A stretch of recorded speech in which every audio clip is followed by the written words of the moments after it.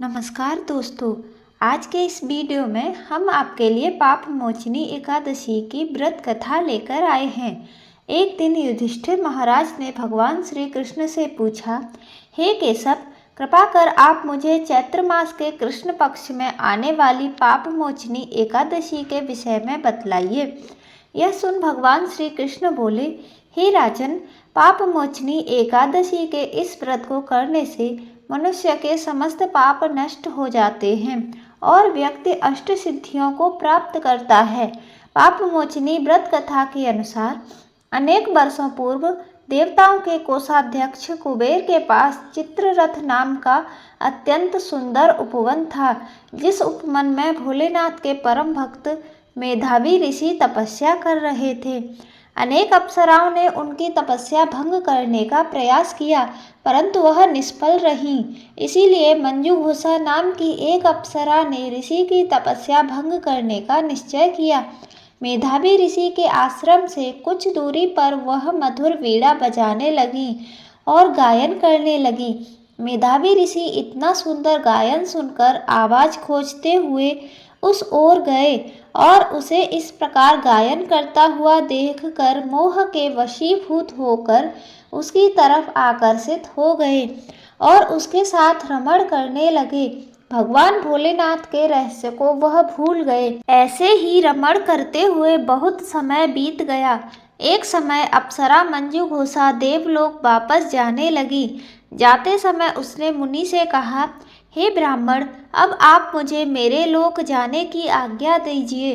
तब मेधावी मुनि बोले, हे देवी, जब तक सवेरे की संध्या न हो जाए तब तक आप यहीं ठहरो।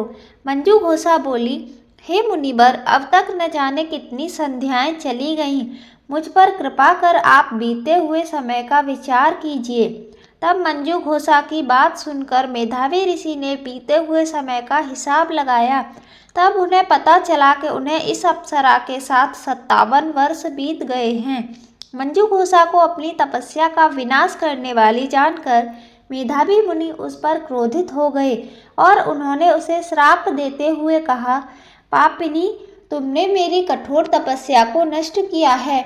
मैं तुम्हें श्राप देता हूँ कि तुम पिशाच योनि में चली जाओगी। मुनि के श्राप को सुनकर मंजूघोषा विनम्रता से बोली, हे मुनिवर, मैंने आपके साथ अनेकों वर्ष व्यतीत किए हैं, मुझ पर कृपा कीजिए।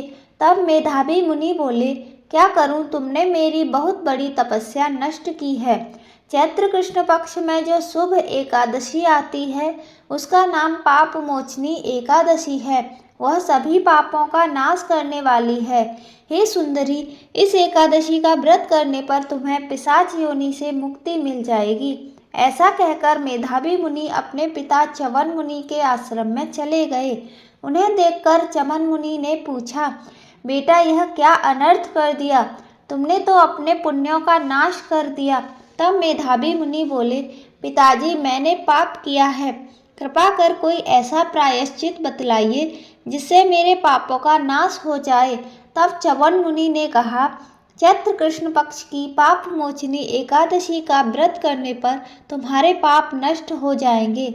यह सुन मेधावी मुनि ने विधि पूर्वक पाप मोचनी एकादशी का अनुष्ठान किया, जिसके प्रभाव से उनका पाप नष्ट हो गया और वह तपस्या से परिपूर्ण हुए। इसी प्रकार मंजूघोषा ने भी पाप मोचनी एकादशी के उत्तम व्रत का विधि पूर्वक पालन किया, जिसके प्रभाव से वह पिशाच योनि से मुक्त हुई और दिव्य रूप धारण कर स्वर्ग लोक को चली गई। हे राजन, जो मनुष्य पाप मोचनी एकादशी का विधि पूर्वक व्रत करते हैं उनके सभी पाप नष्ट हो जाते हैं। पाप मोचनी एकादशी व्रत की कथा को पढ़ने या श्रवण करने से सहस्त्र गोदान का पुण्य फल प्राप्त होता है। यह व्रत बहुत पुण्यकारी है। जय श्री हरि विष्णु।